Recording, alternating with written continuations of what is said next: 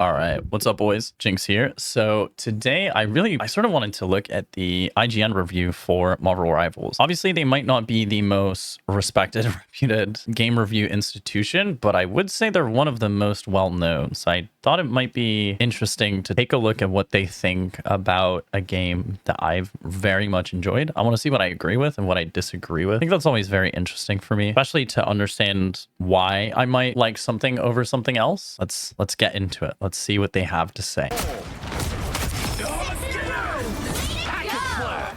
I'm not new to the hero shooter genre, having pumped well over I don't think I've ever heard this guy's voice. Simon Cardy. Okay. That's the reviewer, by the way. 1,000 hours into Overwatch since its 2016 release. Interesting. He has way more than I do. I max have like 200 max. I don't know how much I have. I have like 50 on Steam, but I know I haven't just played it on Steam. Like I've played it on Battle.net and I've played it on Battle.net and then I've played it on Steam, but I know I would have more hours on Battle.net. And I don't know if it tracks both your hours for Overwatch 1 and 2 and then combines them. I don't know, but I know I'm going to guess 150 to 200 for me. And it's hard not to feel like 2016 is exactly when Marvel Rivals was meant to be a thing. I should have been eagerly awaiting its launch while mourning the loss of Harambe, witnessing a low point in English football at the hands of Iceland, and crucially, riding the high of watching Captain America Civil War.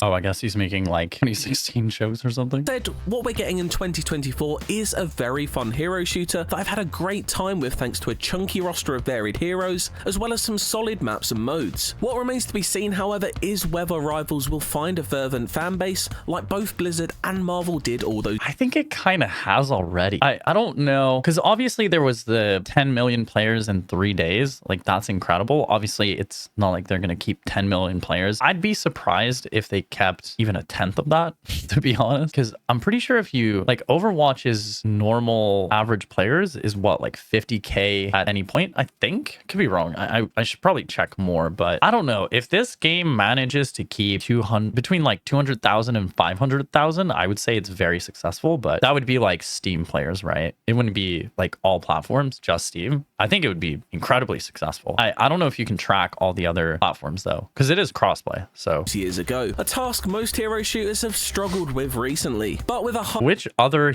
I guess Overwatch 2 and then Concord, high level of care in each of its comic book characters, exciting combat for all skill levels, and a relatively generous free-to-play model, Rivals is doing all it can to buck that trend. I think they succeeded. I think they succeeded. I think it's so interesting that an Eastern developer in NetEase just decided, like, we're just going to do what Overwatch did, but we're going to do it way better. And we're actually going to respect the player. I think it just remains to be seen if there's publisher meddling, because I think as devs, they want to respect the player. But yeah, I'm always nervous with live service games to see that, because that is always sort of the thing that's looming, unfortunately.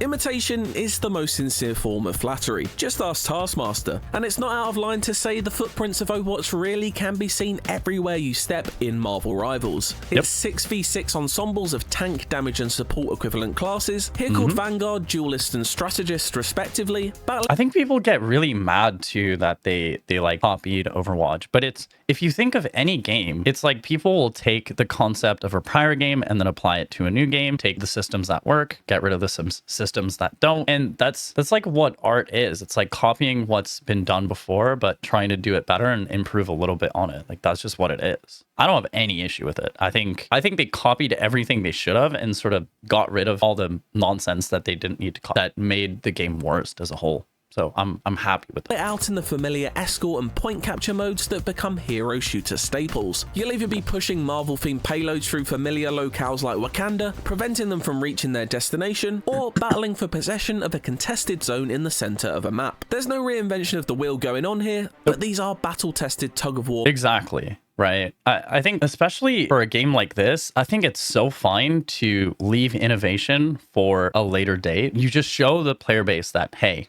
we know what we're doing. We can do this. And then later on, you let people decide what's going to work and what's not, right? If they want to add more game modes to the formula and shake it up, I'm so down. I trust, right? After they've showed me that they can make a very good base product, they can iterate on this and they have my trust. Until they betray my trust, they have it. They've earned it, right? I think they've very much so earned my trust. And that's something very few companies, especially Western gaming companies, have right now. Like Activision, holy moly, Jesus. They have ruined their reputation through so many different IPs and just doing complete, just anti-player things, and it's horrible. But so far this game hasn't done that. Will they? I don't know. I really hope they don't. I hope they keep this good trend. Game's only been out for a week, right? So we'll see what happens, and I'm gonna keep you guys updated. I'm gonna keep NetEase accountable, right? Like I will make videos about the things that they mess up. If I think that they're doing anti-consumer things, I will speak out. I will say it, right? I want to be positive about the game in all the ways that it deserves. I'm also gonna say it like it is, right? I think that's very important to just say it like it is. Sorry, I'm not finding the right word. Modes that act as an effective vehicle for Rivals' superpowered action. Look, I know I'm banging on a bit about Overwatch here in a Marvel Rivals review, but it doesn't take more than a match to see why for yourself. Even its menus and UI bear a resemblance to Blizzard's here. I don't even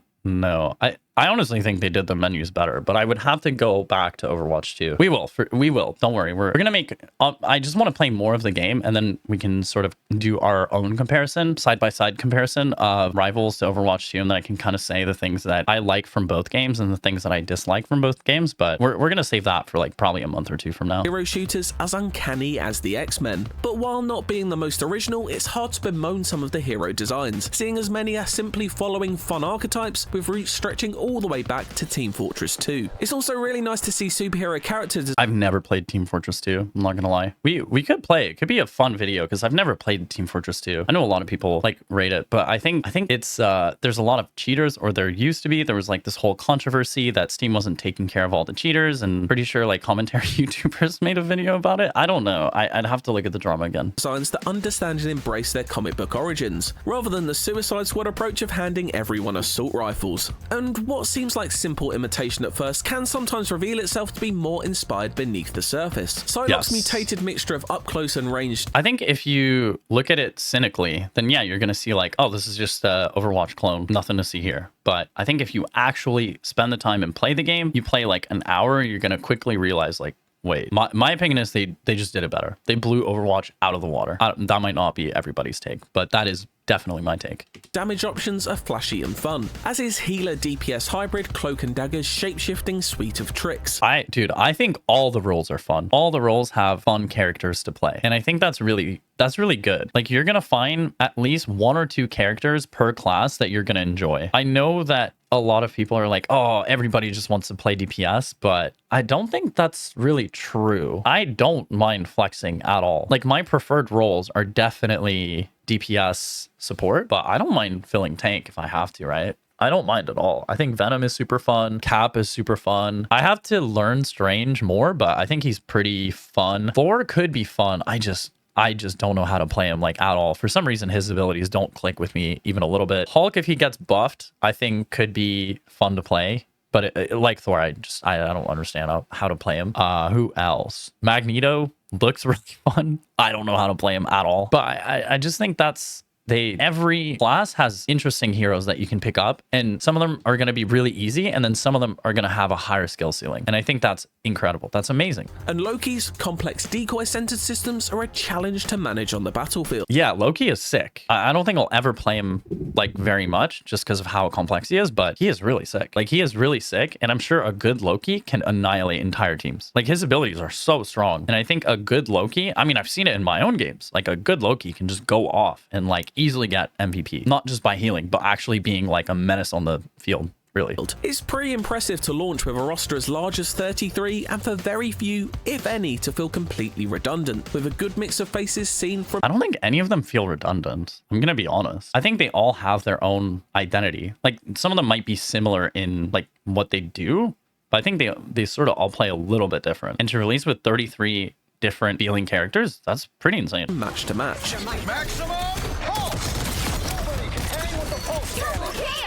While none are completely redundant picks, I've not enjoyed many of the tanky Vanguard heroes I've tried out yet, as they largely rely on getting stuck in where the action can get a bit chaotic as colour and... But I feel like that's just the tank role, no? Like, isn't that the whole point? Like you're trying to take pressure off your DPS so they can do damage. Like that's sort of the whole point, right? Because you're just some giant bulk monster thing, right? You're a giant target to hit. That's your role. I can understand not liking the role, but I think you have to understand what the role is about to not like it, I guess. I don't think this guy necessarily understands the role of tank. Maybe I'm wrong, but that's what I feel. Noise floods the screen. They each play more like DPS heroes with bigger health bars, rather than valuable anchors that help the team secure a point. I don't agree with that. I don't think that's true. I think the thing about this game that's different is that everybody is a threat on the field. It doesn't matter if you're a tank or a support or whatever. Like everybody is a threat to everybody. Everybody can 1v1 everybody given that they make the right play, and the enemy might make like one mistake that literally costs them the entire fight. But I think a support can solo a tank. I don't think always. I think the tank does have to make a mistake, but I think it can definitely happen. Like if you're not on your toes, you can get soloed by anybody. And I think that's one of the good things about this game is, to an extent, everybody's overpowered, so nobody's overpowered, which is great. I much prefer that style of balancing than everything is just perfectly balanced and nothing is really that overpowered. It's early days, but so far there appears to be a lack of emphasis placed on positioning and map awareness in general.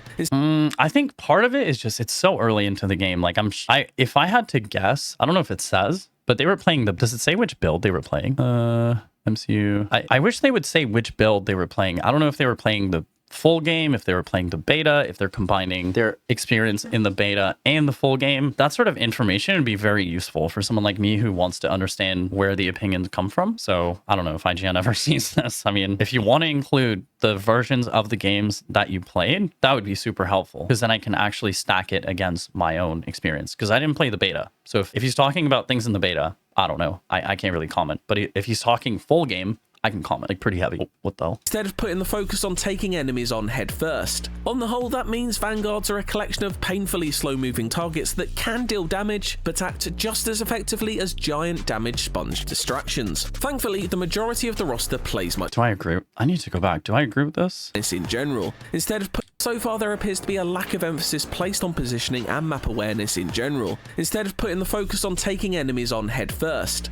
I don't even think people know the maps that well, though. That's the thing. Like, I even get lost sometimes. Like, I'll trap myself into a corner, or like run into a wall, like backing up, because I still don't even know the maps that well. I think that's part of it. Oh, that means Vanguard. I think when people actually like get good and like know the maps and know all the abilities and how they interact, I think this statement is just not going to be true. But it could be true in some sense right now. But I think it's just new game. Right, new game. Not everybody understands how to play. That's just how it is. Odds are a collection of painfully slow-moving targets that can deal damage, but act just as effectively as giant damage spots. I mean, they kind of all have like gap closers, right? Like, not all of them. Strange has his like flight thing, which isn't a gap closer per se. Hulk has his jump, Venom has his vine, Thor has his like hammer thing. There's very few tanks in the game that don't have a gap closer. Distractions. Thankfully, the majority of the roster plays much better. I've been having a great time with Punisher's chattering turret that rips through enemies, Winter Soldier's hard-hitting hand cannon, and close quarters cybernetic arm, which prove a deadly duo, and Hawkeye's signature bow and arrow toolkit, complete with a highly satisfying headshot pinging sound effect. Look, I loved it with Hanzo, and I love it here. Double KO!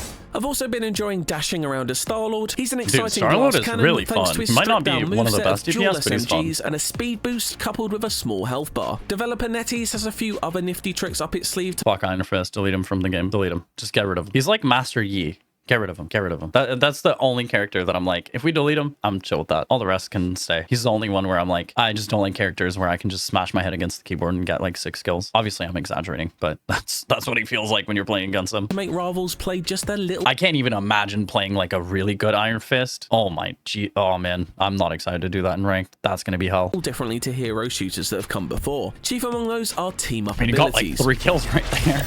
Got something that needs to be blasted? For example, when Star-Lord is paired with Adam Warlock, he's granted a self-revive on a long cooldown. These passive and active combos are a clever twist, and so far feel nicely balanced between momentum shifters when used correctly, without becoming complete game changers. I agree. That is sort of a major difference from Overwatch, but I think it adds so much to the game. And you don't need to use them, but it is beneficial to use them. That make you feel like a slave to them when choosing heroes or villains at the start of a match. Other examples include picking Rocket Raccoon when your team has a Groot, which allows for the mouthy rodent to literally add bark to his bite as he hops on his tree friend's back and rains fire down from there, granting him incoming damage reduction. Ready for a boost? It encourages smart team Same thing for construction Jeff. without leaving characters behind or feeling guilt-tripped by others for not matching their incessant requests to team up. Add these synergistic systems to the much appreciated lack of It just adds depth to the game and to the comps. That's really good. Like adding more player ability to be creative, that's just good. It's just very good. That's all it is. stun lock abilities, and Marvel Rivals really sings when the wheels are in motion. This is a hero shooter that wants you to liberally use the powers it grants, with barriers, both in a literal and metaphorical sense, coming at a premium. I was skeptical of the third-person gunplay at first, as traditionally I much prefer to be firing from a first-person perspective, but Rivals does a good job at keeping each You know what's funny? I have the opposite take. I'm usually a first-person shooter enjoyer, but for this game, that's something I didn't realize that I didn't like about Overwatch, but I actually think this game plays way better third person. And it's not even something that I realized like playing the game at first that was a difference, but eventually I was like, wait, this just feels way better. Like, oh my God, I feel like it just works so much better. And I think part of it is that they want you to be able to see the heroes on the screen, which I think it's a really good decision, especially if you're going to sell cosmetics. It's way better to see the full hero and their cosmetics than just your hands and your weapon like Overwatch does. Like if you want to sell more skins, that's the way to do it, 100%. And I don't think we can get data for that, but I would tell you that. Well, one, Marvel Rival skins are just better. Like, I don't think you can really make the argument. I think they're better. But also, I think third person, being able to see that skin is going to sell more skins, which is good. weapon feeling distinct from one another and satisfying to wield. You made your last mistake. It may appear approachable, but the skill ceiling definitely seems high, with a surprisingly It steep is. learning curve for newcomers as you pick between characters with over half a dozen abilities to juggle. And there's no place to hide, or help the team in a less combative sense either, with one-on-one skirmishes taking precedence over actual team play right now. I didn't even notice he's playing on controller. I feel like I haven't seen many people play on controller for this game. I think this sort of game is more mouse and keyboard based, which I'm pretty happy about. A lack of role queue clearly contributes to this, with teams often comprised of 4 to 6 duelists. I think a lot of people are going to complain about role queue. While that lack of restriction is freeing and allows for flexibility, the Wild West approach does mean you're relying on teammates to be smart with their team composition, which can be asking a lot. Rarely are tense overtime battles, but Yeah, but are we really going to assume that role queue fixes that though? Like, I don't know. I am so not a fan of like blaming my team and all this sort of stuff. Like, I'm just like, if you're losing games, you're the problem. Because especially this early on, you're not going to be with the same teammates over and over. So if you're losing multiple games in a row, it's you. Like, yeah, there might be some games where it wasn't winnable because your team made some mistakes with comp choices and the amount of time they took to switch. But if you're the only common variable in all of those games, so technically it's you. And if you don't see that it's you, then you just won't win. Like, that's all it is. You can blame role queue all you want, but it's not the problem. between two balanced sides seen, with clear victories a likelier outcome. Epic victory! Big win! Is he going to touch on ranked? Did he play ranked?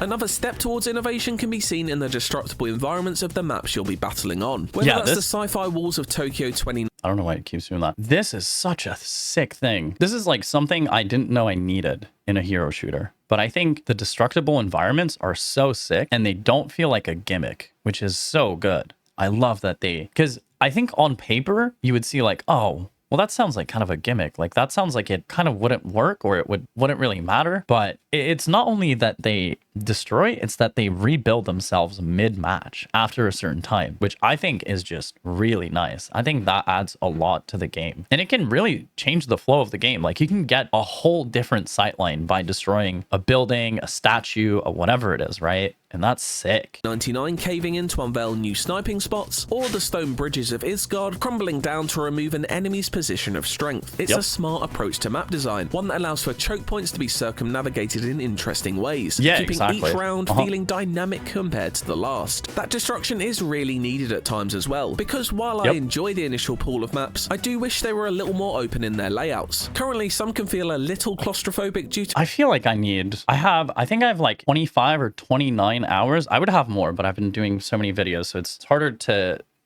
get to like 100 hours than normally I would with games. But I feel like I'm gonna save my comments on map design and stuff like that for when I actually have like 100 hours in the game. I think that's probably fair. So I'm not sure. So far they feel good. There are like some maps where I'm like, this could be a little bit better, but overall they do feel really good. And I think there's some really cool elements. But I'm gonna do a more in-depth review probably about a month into the game. Hopefully by then I'm at 100 hours, because then I'm gonna feel a little bit more comfortable and being really passionate, I guess, about my opinions towards the game. To an overabundance of interior corridors and choke points, especially in the payload variants. Each level is also visually... I actually think Scarlet Witch's character model might be the best in the game. I'm not even gonna lie. I think her character model is so well done. It's so well done. I was playing her yesterday and I was like, oh my god, man, this character model is insane. It looks so good, man. Distinct enough to deliver a genuine sense of variety, and it's all unequivocally stylish to boot. Comic book flourishes such as the frame burst animation of Star-Lord's blaster barrage ability, or Banner's... It's crazy like how much red there is, but there's so much like detail and like different shades of it. It doesn't feel like too much red, but it like should. But it's so good. Oh my god, it's so good. Transformation into Hulk really stand out. I'm hulking. Yeah, the animation The whole is sick package there. is impressively constructed, looks glossy, and feels good to play. It's confident in its own identity enough to be able to shake off the ripoff. I think we're getting close to the rating. Okay, what's my prediction for their rating? 8 out of 10. That's my prediction.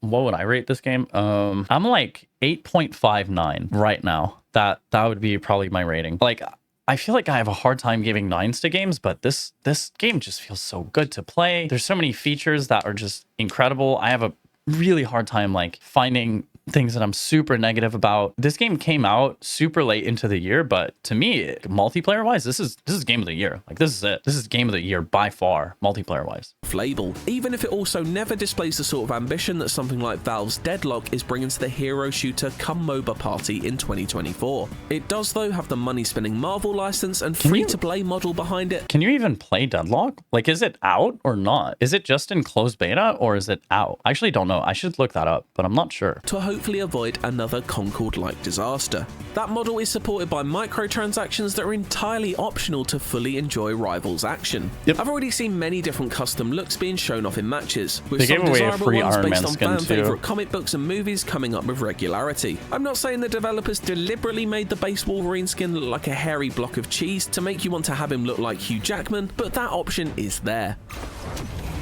I mean, I think some people have an issue with the Wolverine model. I don't really. I think it's cool because they're sort of basing a lot of characters more on their comic book looks. I don't know if he looks exactly like that in the comic, but I think it's okay to not have that traditional Hugh Jackman look. I think that's fine.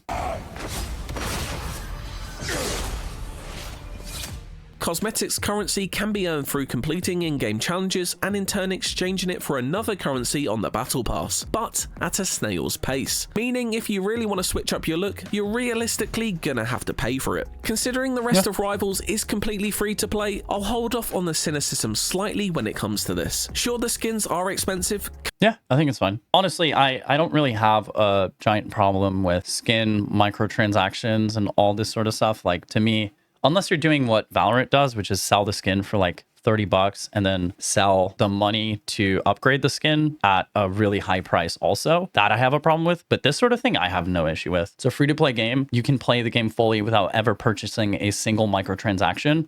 I'm cool with that. That's fine. Coming in at around $15 to £15 a pop, but nothing out of the ordinary when compared to competitors like Overwatch and Call of Duty. And at least it's all cosmetics, with I think every hero unlocked right. If I had to guess, Overwatch skins are probably more expensive and you get less. Maybe I'm wrong. It's been a while since I've looked at their skins, but I've never bought an Overwatch skin. I've always used like their in-game currency to buy it because I would just earn it. I don't know how you earn it, but I would have some and then I would buy it for the characters that I was playing, but I never purchased battle pass skin. I'm not a big like microtransaction purchasing person unless I I like the developer enough to do it. Like Riot, I think, yeah, they have some flaws and they definitely don't do everything that I wish they did. But one, their skins are very good. And I played so much Valorant that for me, it was fun. Like, I'm not mad about spending money on Valorant, but I never bought the upgrade materials. Never. Because I think that is a scam. So I will never buy it. Right from the start. This is a huge plus, and let's hope it stays that way as Rivals relies on the fun of its action to keep us interested on a seasonal basis. Let's see. Moment of truth. Neither the MCU nor the hero shooter genre are at the glorious heights experienced by both in the past decade, but that isn't stopping Marvel Rivals from doing everything it can to be a success story today. Approachable, yet with a high skill ceiling to reach for, it's consistently a great time no matter which fan favorite comic book character and accompanying skill set is at your fingertips. It may be closely following in the slipstream of hero shooters that have come before it, but by doing so, Rivals has firmly placed itself in a strong position to take the crown for itself.